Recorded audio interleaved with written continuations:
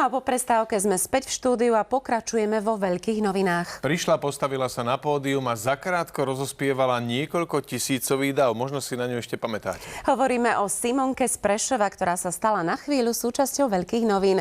Bolo to presne 8. septembra, keď sme sa aj s našim štúdiom presťahovali na jeden deň do Prešova. Na to si obaja živo spomíname, ale poďme si predsa len teraz na chvíľu pripomenúť, ako to na Jojke v meste vtedy vyzeralo. Takto to vyzeralo na zvukovej skúške v centre Prešova. Večer pred samotnou Jojkou v meste, skupina Helenine oči a na pódiu s ňou toto dievčatko, Simonka, a príprava na najväčšie prekvapenie večera. Tu už moderátori oznamujú začiatok veľkých novín naživo priamo z námestia.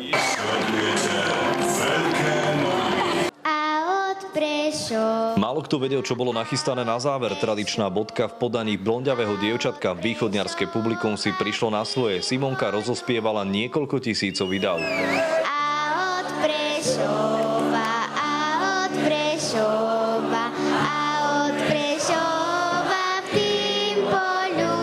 Tak toto je Simonka, hviezda jojkárskeho večera, má 9 rokov a je žiačkou jednej z prešovských základných škôl.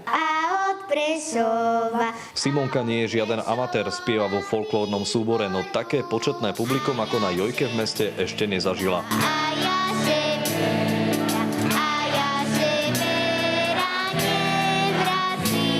Koľko tam bolo podľa teba ľudí pred tebou?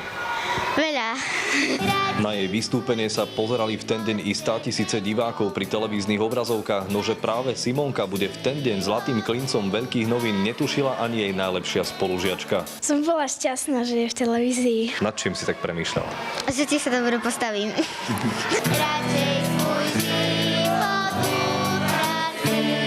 Z Prešova pre televíziu Joj, Vlado Jurek.